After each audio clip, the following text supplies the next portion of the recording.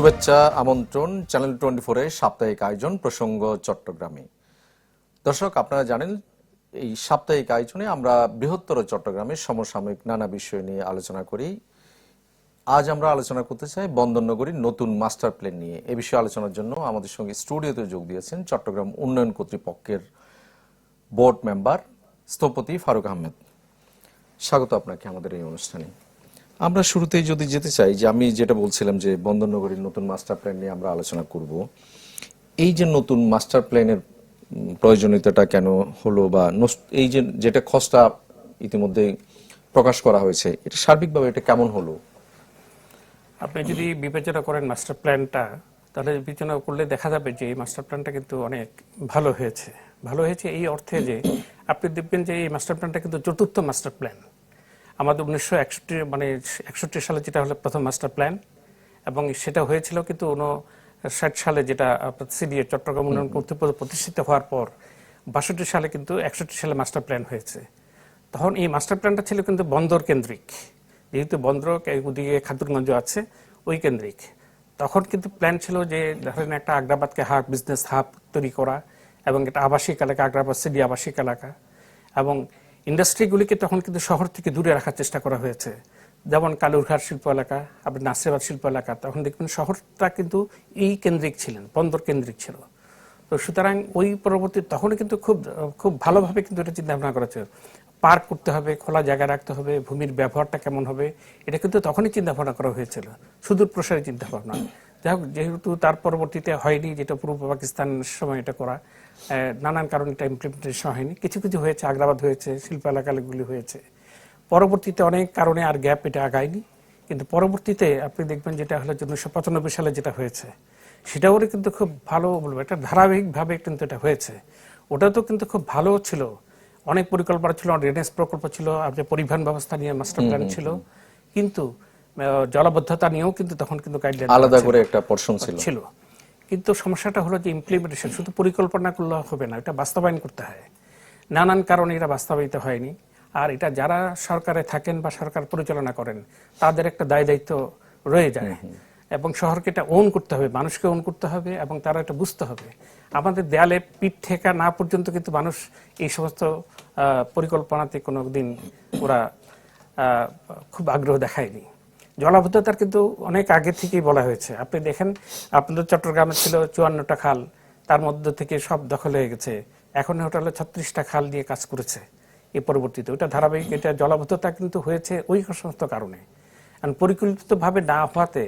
এবং তখনও কিন্তু পার্ক এবং উন্মুক্ত স্থান, পাহাড় সংক্রান্ত সব কথাই বলা হয়েছে, কিন্তু কেউ এটাতে নজর দেয়নি। নজর না দেওয়ার কারণে যেটা হয়েছে, একের পর এক ধ্বংস হয়েছে, পাহাড় ধ্বংস হয়েছে, আমাদের জলাভূমি নেই, পুকুর ধ্বংস হয়েছে, প্রায় 2000-2500 পুকুর ভরাট হয়ে গেছে। তো সুতরাং চট্টগ্রামের যে প্রাকৃতিক চরিত্র, সেটাই নষ্ট করা হয়েছে, নষ্ট হয়েছে। তো সুতরাং একটা শহরকে যদি বাঁচিয়ে রাখতে হয়, একটা প্ল্যান অবশ্যই আবশ্যক। এবং 2008 সালে ডিটেল এরিয়া প্ল্যান ড্যাপ করা হয়েছে, তারপরে ওটাও খুব আগায়নি। কিন্তু পরবর্তীতে দেখবেন এখন 2022 সালে আবার নতুন করে মাস্টার প্ল্যান, এটা চতুর্থ মাস্টার প্ল্যানটা শুরু হয়েছে। তা এই চতুর্থ মাস্টার প্ল্যানটা কিন্তু অনেক ভালো বলবো কেন, তখন আগে কিন্তু সার্ভে করা আর করা সব কঠিন ছিল, কিন্তু বর্তমানে দেখেন জিপিএস, ডিজিটাল এবং ড্রোন, এই সমস্ত ব্যাপার নিয়ে, বিষয় নিয়ে যখন সার্ভে করা হয়, তখন একুরেট, অনেকটা ভালো একটা সার্ভে করা সম্ভব। এখন ডাটা কালেকশন, এখন কম্পিউটারে খুব ইজি, গ্লোবাল মিডিয়াতে আপনার সবকিছু কিন্তু পেয়ে যাচ্ছে। তো সুতরাং এই মাস্টার প্ল্যানটা আমি বলবো যে অনেক কিছু বিবেচনা করেই কিন্তু এটা তৈরি করা হয়েছে। আমি এটা, এবং এটাতে যেটা হয়েছে আপনি দেখবেন যে ঠিকই কিছু জিনিস একইবার চলে আসছে, যেহেতু জলাবদ্ধতার ব্যাপারটা চলে এসছে এবার মাস্টার প্ল্যানে। মানে আগের তিনটা চেয়ে এবারের ভিন্নতা কি কি, বা কোন কোন বিষয়গুলো বেশি গুরুত্ব পেয়েছে এবারে? না, গুরুত্ব পেয়েছে, জলাবদ্ধতা রয়েছে, যেহেতু একটা চলমান প্রক্রিয়া, এটা শেষ না হওয়া পর্যন্ত এটা থাকবেই। এবং খাল, জলাশয় এবং পাহাড় সংরক্ষণ, তারপরে একটা সমন্বিত পরিবহন ব্যবস্থা, এবং আবার দেখবেন যে পেরিফেরিতে একটা শহরকে বিকেন্দ্রীকরণ করতে হবে। ওটার কারণে এই যে চট্টগ্রাম শহরের পেরিফেরি, যেমন বিভিন্ন উপজেলাকে এটাতে ইনক্লুড করা হয়েছে, আমাদের আনোয়ারা, পটিয়া, দোহাজারি, এর পরবর্তীতে আছে দিকে সীতাকুণ্ড, এখানে বোয়ালখালী, সমস্ত কারণ যে এই উপজেলাকে আপনি বিবেচনা করতে পারেন। মাস্টার প্ল্যান হলো আপনার সুদূর প্রসারী একটা চিন্তা, 25 বছর ধরে একটা কি হতে পারে এই সব কিছু বিবেচনা করে, এবং আগে কি কি হয়নি, সব ভুল কোনটা হয়েছে বা কোনটা করা সম্ভব হয়নি, সবকিছু মাথায় রেখে কিন্তু একটা পরিকল্পনা এগিয়ে যায়। এইটাও কিন্তু সেভাবে করা হয়েছে। একটা বিষয় যে আমরা যেটা দেখলাম এর আগের যে 3টা মাস্টার প্ল্যানের কথা আমরা বলছি, যে আপনাদের মতো যারা নগরবিদ আছেন তারাও বলেছেন, বা এই যে নগর বিশেষজ্ঞ যারা বলেছেন যে আগের মাস্টার প্ল্যানগুলো খুব বেশি আসলে বাস্তবায়ন হতে দেখিনি আমরা। এই জায়গায় আসলে মাস্টার প্ল্যানগুলো আসলে ঠিকমতো বাস্তবায়ন হয় না কেন? আপনার দৃষ্টিতে আসলে কোন কোন জায়গায় সমস্যা থাকে?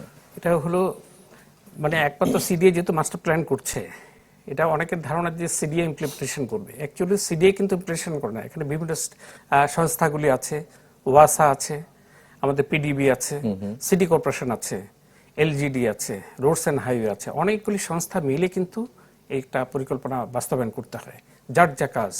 সিডিএ তো একটা মাস্টার প্ল্যান গাইডলাইন দিয়েছে, তো এই পরিপূরণের একটা সমন্বয়হীনতার অভাব একটা ছিল, এবং এটাকে কেউ এত গুরুত্ব সহকারে এটা দেখেনি। আমি যে একটু আগে বললাম যে যে দেয়ালে পিঠ থেকে না গেলে এই জিনিসগুলো আগায় না, ঠিক ওই জিনিসটাই হয়েছে। এবং ওইভাবে কিছু জিনিস, যেমন কিছু লিঙ্ক রোড, পরিবহন ব্যবস্থার জন্য আপনি বাইজিৎ লিঙ্ক রোড, তারপর কিছু কিছু রাস্তা চওড়াকরণ যেটা হয়েছে, বাইজিৎ থেকে 2 নম্বর গেট থেকে আপনি দেখেন অক্সিজেন পর্যন্ত রোড চওড়া হয়েছে, আমাদের কালুরঘাট ব্রিজ পর্যন্ত কিন্তু রোড চওড়া হয়েছে, এগুলো কিন্তু ওই পরিকল্পনার অংশ। তো সুতরাং কিছু কিছু হয়েছে, আর কিছু কিছু হলো অর্থের অভাব, যেমন অর্থ বরাদ্দ দিতে হবে। আর আরেকটা ব্যাপার হলো আপনার এই সমস্ত কাজগুলি কমপ্লিট করতে হলে যেই জনবল দরকার, সেই জনবলগুলি কিন্তু নেই। এই প্ল্যান করলাম, কিন্তু এটার জন্য পরিকল্পনাটা বাস্তবায়ন করার জন্য যেই জনবলটা দরকার সেটা কিন্তু ছিল না। এইটা একটা। আরেকটা বিষয় হচ্ছে এই যে ধরেন সিডিএ যে মাস্টার প্ল্যানটা করলো, এই এর মধ্যে আপনি একটু আগে বলছিলেন যে বিভিন্ন উপজেলাকে এখানে সম্পৃক্ত করা হয়েছে এবার, যেটা আগে অন্যান্যবার আমরা ওভাবে দেখিনি। এই উপজেলাগুলোকে যদি এই পুরো প্ল্যানের মধ্যে অন্তর্ভুক্ত করা হলে তাহলে শহরের মানে কি কি সুবিধা দাঁড়াবে, বা ওই এলাকার মানুষগুলোর আসলে কি সুবিধা তৈরি হবে? আপনি উপজেলাতে অন্তর্ভুক্ত করা হয়েছে এই কারণে, যেহেতু আপনারা বলেছি বিকেন্দ্রীকরণ এবং শহরের উপর চাপ কমানোর জন্য। আপনি দেখেন আমাদের শহরটা কিভাবে গ্রো করেছে, খুব ফরমালি এটা গ্রো করেনি, খুব অপরিকল্পিতভাবে উন্নীত হয়েছে। এটা চিন্তাও করা যায়নি আর কি, এত দ্রুত এটা বৃদ্ধি পাবে। এবং যদি আপনি এখন থেকে পরিকল্পনা যদি না করেন, তাহলে আশেপাশে শহরকে এক্সপ্যান্ড করতে হবে, এটাকে বাড়াতে হবে। বাড়াতে কি হবে, পেরিফেরি যারা আছে তাদেরকেই কিন্তু বাড়াতে হবে।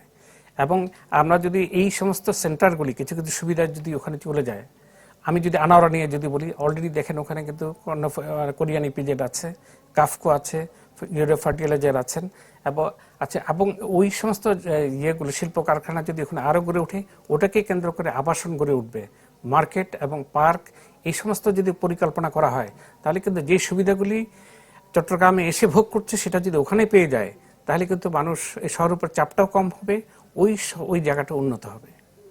একইভাবে সব উপজেলার জন্য একই কথা প্রযোজ্য আর কি।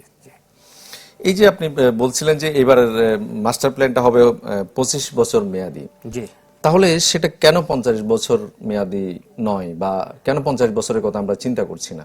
না, 50 বছর যেহেতু আগে 25 বছরটা আগে যেটা ছিল 20 বছর মেয়াদি, এবার কিন্তু আরো 5 বছর বাড়ানো হয়েছে, 20 বছর 25 বছর মেয়াদি। 25 বছর মেয়াদি যেটা করা হয়েছে সেটাকে ইমপ্লিমেন্ট করার সক্ষমতা এবং থাকতে হবে, সেমন কিভাবে করতে হবে। এবার কিন্তু মাস্টার প্ল্যানে জোর দেওয়া হয়েছে। আগে পরিকল্পনাগুলিতে যেটা ছিল সেটা হলো যে আমরা পরিকল্পনা করা হয়েছে, কিন্তু কারা করবে, কিভাবে করবে, এটা সঠিক একটা গাইডলাইন ছিল না। এবার কিন্তু এটাকে গুরুত্ব সহকারে দেখা হচ্ছে, কারা কোন প্রকল্প করবে, কারা কি করবে, এটা পরিকল্পনা করে দেওয়া হয়েছে, এটার উপর গুরুত্ব আরোপ করা হয়েছে। এবং এইবারের মাস্টার প্ল্যানে অংশীজনদের মতামত কতটা গুরুত্ব পাচ্ছে? অবশ্যই মতামত দিচ্ছে, যেহেতু সবাই সমন্বিত। আপনি জলাবদ্ধতা দেখেন, আপনার যদি সমন্বিতভাবে যে সিটি কর্পোরেশনের সহযোগিতা যদি না হতো, যদিও এই প্রকল্পটা কিন্তু সিডিএ করা উচিত ছিল না, কিন্তু সিডিএ করেছে, কিন্তু তার পরবর্তীতে দেখেন এখন কিন্তু কাজ হচ্ছে। আগে দেখেন 2 নম্বর গেট আমাদের, তারপর আমাদের প্রবর্তকের মোড়ে পানি জমে থাকতো, এবার কিন্তু দেখেন লাস্ট কয়েকবার যেটা এত প্রচুর বৃষ্টি হওয়ার পরও কিন্তু এখানে পানি জমেনি। বিকজ যে জলাবদ্ধতা যে কাজগুলি করছে, মহেশ খাল, বিভিন্ন খালগুলিকে উদ্ধার করে যেগুলি যে প্রকল্পগুলি নেওয়া হয়েছে এবং সংরক্ষণের ব্যবস্থা করা হয়েছে সেগুলি, এবং ক্লিন আপ করার জন্য আপনার যাতে দখল যাতে না হয়, দেখবেন যে ড্রেনের দুই পাশে কিন্তু রাস্তা করা হয়েছে। এটা দুটো পারপাসে, যেটা যাতে দখল না হয় আর যেটা যাতে স্ক্যাভেটার যেয়ে পরিষ্কার করতে পারে। এইভাবে কিন্তু এই কাজ করার ফলে কিন্তু এই জলাবদ্ধতা কিন্তু হয়নি। তো সুতরাং এটাকেও অনেক গুরুত্ব সহকারে দেখা হয়েছে এবার। মানে নগরবাসীর মতামত মানে এখানে প্রতিফলিত হওয়ার সুযোগ আছে এবার। অবশ্যই এবার যেমন আপনি দেখেন গত 2রা আগস্ট থেকে 2 বছরের জন্য কিন্তু জনগণের মতামতের জন্য বিভিন্ন ওয়েবসাইটে, পত্রিকায় এটা প্রচুর প্রচার করা হয়েছে, এবং ওখানে চতুর্থ সিডিএ বিল্ডিং এর চতুর্থ তলায় একটা সেলই খোলা হয়েছে। কারো যদি ব্যক্তিগত মতামত কোনো থাকে তাহলে কিন্তু ওখানে দিয়ে আসতে পারে, এবং এই মতামতগুলি সব একত্রে করে পরবর্তীতে ডিসেম্বরে কিন্তু এটা পাবলিশড হবে।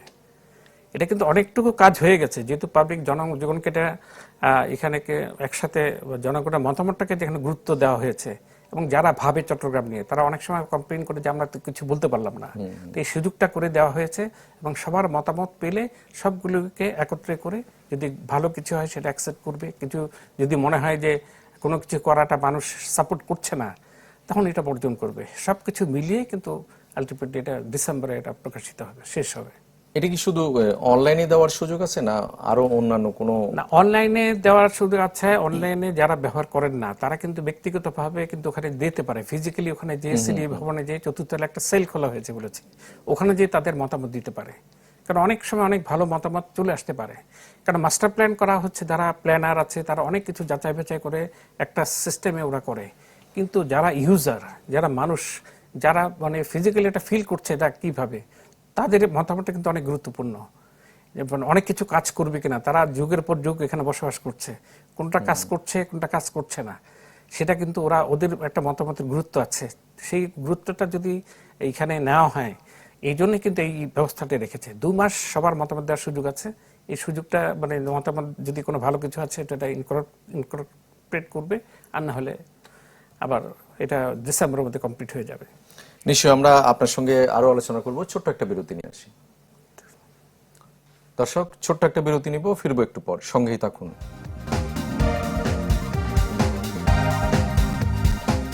আবার স্বাগত ডায়মন্ড সিমেন্ট প্রসঙ্গ চট্টগ্রামে। আমরা আলোচনা করছিলাম বন্দরনগরীর নতুন মাস্টার প্ল্যান নিয়ে। আমাদের সঙ্গে স্টুডিওতে রয়েছেন চট্টগ্রাম উন্নয়ন কর্তৃপক্ষের বোর্ড মেম্বার স্থপতি ফারুক আহমেদ। আমরা এই যে বিরতির আগে অনেকগুলো বিষয় আপনি বলছিলেন, আপনি নিজেও একদম শুরুতে একটা বিষয় বলছিলেন যে প্রথম মাস্টার প্ল্যান যেটা, সেটা আসলে বন্দরকে কেন্দ্র করে এই শহরকে গড়ে ওঠা বা এই শহরের যে পরিকল্পিত একটা শহর গড়ে তোলার একটা প্ল্যান তখন ছিল। আপনি নিজেও এই শহরের বাসিন্দা হিসেবে জানেন যে এই শহরটা বাংলাদেশের অন্য শহরগুলো চেয়ে আলাদা, বিশেষ করে তার বাণিজ্যিক চরিত্র, আমরা যদি প্রাকৃতিক চরিত্র বলি, পর্যটন চরিত্র বলি, বা ঐতিহাসিক গুরুত্ব, এই যে একটা কসমোপলিটন চেহারা এই শহরে দাঁড়িয়েছে। নতুন মাস্টার প্ল্যানে আসলে এই যে কসমোপলিটন চেহারাকে আসলে কতটুকু এখানে প্রতিফলিত হচ্ছে? না, এই ব্যাপারে বলতে গেলে আপনারা জানেন যে আমরা ইতিমধ্যে শহরটাকে কিন্তু ধ্বংস করে ফেলেছি আনপ্ল্যান্ড ওয়েতে করতে, যেহেতু কোথাও নিয়ন্ত্রণ ছিল না। তো এখন যদি যেটা আছে, যেমন আপনি জানেন যেটা ঐতিহ্য সংরক্ষণ, যেটা আগে কিন্তু ছিল কিন্তু এটা বাস্তবায়নের কোনো ইয়ে ছিল না। এবার কিন্তু কঠোর এই যে ঐতিহ্য সংরক্ষণ, যে ঐতিহাসিক বিল্ডিংগুলি থাকবে ওটাকে যাতে সংরক্ষণ করা যায় এটাতে গুরুত্ব আরোপ করা হয়েছে। আবার যে সমস্ত খালগুলি যেটা ছিল না, আমরা যেটার জন্য সাফার করছি জলাবদ্ধতা, এটা বারবার থাকবে, যতদিন শেষ না হওয়া পর্যন্ত এটা থাকবে। এবারও গুরুত্ব পেয়েছে এটা, যেহেতু পানি আসবে। পানি কিন্তু মানে একটা আমরা বলে থাকি পানির অপর নাম জীবন। এই পানি দরকার, যেমন আমাদের জীবন ধারণের জন্য দরকার, ইন্ডাস্ট্রিগুলি চলার জন্য দরকার, কিন্তু এই পানি কিন্তু আবার সবার ঠিক মতো যদি আর নিষ্কাশন করতে না পারি সেটা আমাদের সমস্যা হয়ে দাঁড়ায়। যখন প্রচুর বৃষ্টিপাত হয় তখন একই টাইপ পানিগুলি যদি নামতে না পারে তাহলে তার জন্য কি করতে হবে, ড্রেনগুলি পরিষ্কার রাখতে হবে। এবং সেই পরিষ্কার এবং খালগুলি কি হয়, মানে খালগুলি পরিষ্কার থাকলে ড্রেনগুলি যে খালে পড়ে, খাল থেকে যে নদীতে পড়ে। তো সুতরাং আমাদেরকে এই স্টোভ যেটা মেনটেন সেটা করতে হবে প্রপার। আমরা যদি সব বর্জ্য না ফেলি, আমরা যদি মানে না, তাহলে কিন্তু আমরা শান্তি পাবো। এবং যেই অবস্থা দাঁড়িয়েছে যেটা আছে, যেমন আমাদের মাস্টার প্ল্যানে কিন্তু আমাদের এক্সপ্রেস ওয়ে ছিল না, কিন্তু হয়ে গেছে। এটা বড় একটা গ্যাপ ছিল, এটা হয়ে গেছে, কিন্তু এটা কতটা বাস্তবসম্মত এই সময় প্রয়োজন ছিল, কারণ এটা নিয়ে অনেক বিশেষ প্রশ্ন করে আছে। যে পাহাড় সংরক্ষণ নিয়ে আসলে কি কি বলা হয়েছে এই যে এবারের মাস্টার প্ল্যানে? না, মাস্টার প্ল্যানে তো অবশ্যই এটা বলা হয়েছে, যেহেতু আমরা দেখতেন যে এখন কিন্তু ড্রোন দিয়ে খুব সহজে এটা মনিটরিং সম্ভব, যেটা আগে সম্ভব ছিল না। আপনি দেখবেন যে আমরা এখান থেকে পাহাড়ের চেহারা দেখছি, কিন্তু আপনি যখন ড্রোন দিয়ে উপরে উঠেন তখন দেখবেন যে ওই সমস্ত খালি। তো এই যে মানে এখান থেকে প্রশাসন থেকে যদি কঠোর ব্যবস্থা যদি না করা হয়, তাহলে কিন্তু এই জিনিসটা এবার দেখেছেন যে খুব কঠোর পরিকল্পনা সলিমপুরে এটা অনেক পরিমাণ কিন্তু পাহাড় কেটে ফেলা হয়েছে। তো সুতরাং এবার প্রশাসন অনেক কঠোর অবস্থান নেবে এমনই আশা করছি, যেহেতু পাহাড় এবং সাগর সমুদ্র সবকিছু মিলেই কিন্তু আমাদের চট্টগ্রাম, এবং পাহাড় যদি না থাকে চট্টগ্রামকে আর চট্টগ্রাম বলা যাবে না। এবং এখানে পর্যটন বিষয়ে কি খুব মানে একটা সুযোগ কি এই মাস্টার প্ল্যানে থাকছে যে মানে এই শহর যাতে একটা পর্যটন শহর হিসেবেও দাঁড়ায়?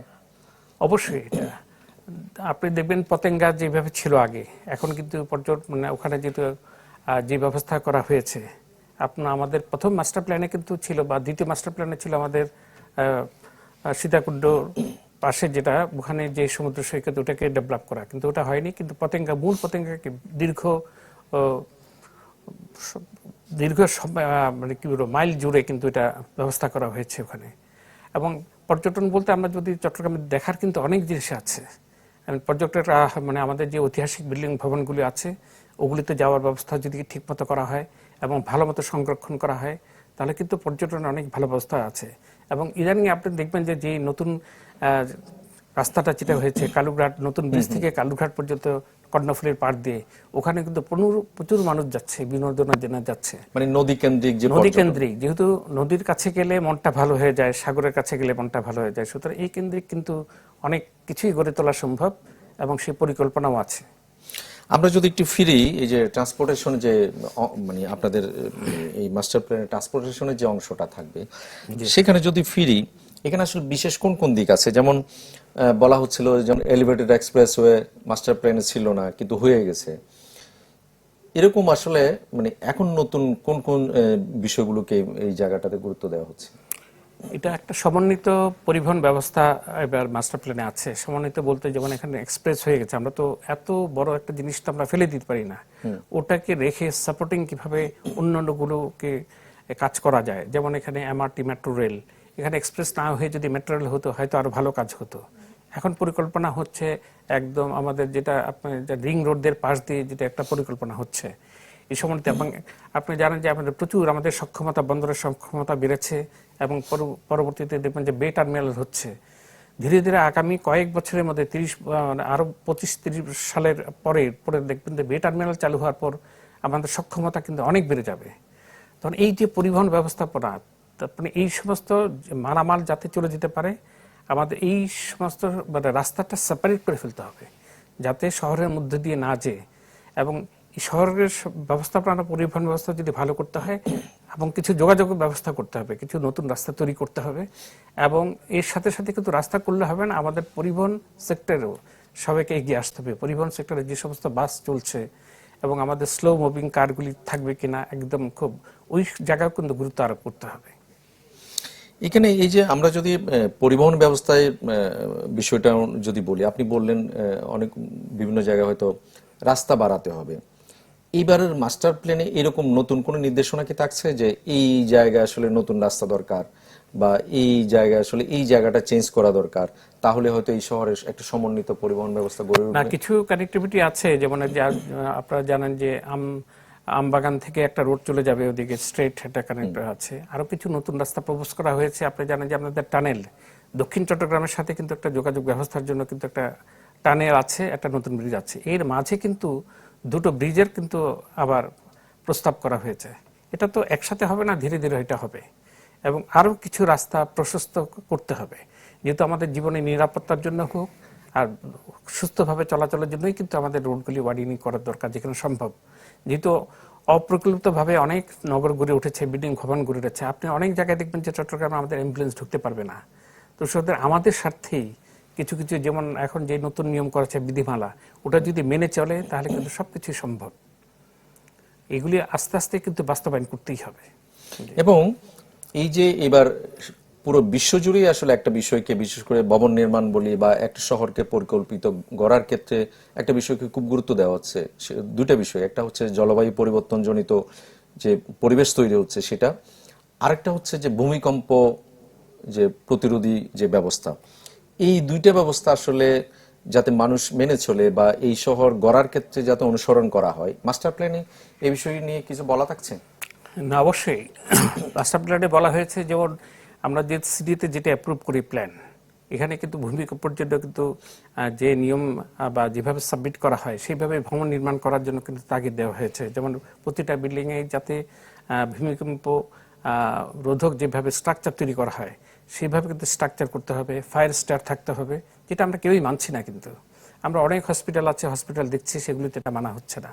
তো সুতরাং এটা নিয়ম মেনে যদি না করে এবং মানুষ যদি এটা ওন না করে, কেন তাহলে কিন্তু হবে না। আমরা কিন্তু হাহাকার করি যখন একটা দুর্ঘটনা ঘটে, তখন হাহাকার করি, কিন্তু আগেই থেকে যদি সতর্ক হই। কিন্তু আমরা যখন একটা দুর্ঘটনা ঘটে তখন কয়েকদিন আমরা খুব হইচই করি, তারপর কিন্তু ঠান্ডা। তো এই অবস্থা থেকে মানুষকে সচেতন হতে হবে এবং তারা নিজেরা যদি এগিয়ে না আসে, শুধুমাত্র প্রশাসন এবং যতই মাস্টার প্ল্যান করেন কোনো কিছুই কাজ করবে না। এবং আমি যদি আপনি মাস্টার প্ল্যানের বাইরে গিয়ে একজন স্থপতি হিসেবে এই নগরের নগরভিত্তি হিসেবে যদি একটা বিষয় জানতে চাই, আপনি নিজেও জানেন যে এই শহরের মাস্টার প্ল্যান না মেনে নানা ধরনের কাজ হয়েছে, অপরিকল্পিত অসংখ্য কাজ হয়েছে এই শহরে। অথচ অন্য শহরগুলোর চেয়ে এটার ক্যারেক্টার সম্পূর্ণ আলাদা। এইরকম একটি অপরিকল্পিত জায়গা থেকে এই শহরকে নতুন করে আবার সাজানোর বা নতুন করে পরিকল্পিতভাবে গড়ে তোলার সুযোগ কি এখনো আছে? এটা পুরোপুরি নেই। তার কারণ যত্রতত্র এমনভাবে ভবন তৈরি হয়ে গেছে, সবগুলি ভেঙে ফেলা সম্ভব নয়। তবে এটা দেখেছেন যে জলাবদ্ধতা তৈরি এই প্রকল্পের কারণে আপনি দেখবেন যে প্রচুর বিল্ডিং ভাঙা পড়েছে। যারা দখল করেছে, যেই খালগুলি দখল করেছিল, সেই গুলিকে আবার পূর্ণ অবস্থায় নিয়ে আসার জন্য চেষ্টা করা হয়েছে এবং সেনাবাহিনীর তত্ত্বাবধানে এটা হয়েছে দেখে কিছুটা সম্ভব হয়েছে।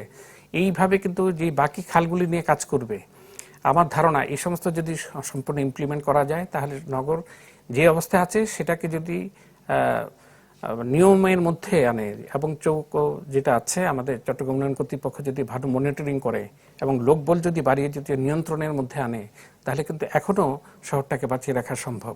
এবং নতুন করে সবকিছু হয়তো সম্ভব না, কিন্তু কিছুটা বাঁচিয়ে রাখা সম্ভব। এক্ষেত্রে এই শহরের অনেকগুলো স্টেক হোল্ডার আছে, যেমন সিডিএ, সিটি কর্পোরেশন, ওয়াসা, বন্দর। এইগুলোর মধ্যে আসলে কতটা সমন্বয় করা সম্ভব? অবশ্যই সমন্বয় করা সম্ভব। তার কারণ যদি সমন্বয় না হয়, তাহলে দেখবেন যে আমরা যেটা বলেছি, যেটা ট্রান্সপোর্টের ব্যবস্থা যেটা বলেছি আমরা, যে বন্দর থেকে যে গাড়িগুলি বের হবে সেটার জন্য আলাদা থাকবে। আপনার হালিশহর এলাকায় এখন যেমন পোর্ট কানেক্টিং রোড যেটা দিয়ে যাচ্ছে, এই ট্র্যাকগুলি যদি আমরা সরিয়ে ফেলি, যেহেতু হালিশহরকে কেন্দ্র করে অনেকগুলি আবাসিক প্রকল্প এখানে হয়েছে, সুতরাং এই হেভি ট্রান্সপোর্ট এবং একই জায়গায় দিয়ে যদি যায়, তাহলে কিন্তু এটা নিরাপদ থাকছে না। এই পুরো শহরকে সাজাতে হলে একটা একটা সমন্বয় দরকার। আমাদের অবশ্যই। সময় থাকলে হয়তো আপনার সঙ্গে আরো কথা বলতে পারতাম। অনেক ধন্যবাদ আপনাকে। ধন্যবাদ। দর্শক, আপনাদেরকেও ধন্যবাদ। ভালো থাকুন সবাই।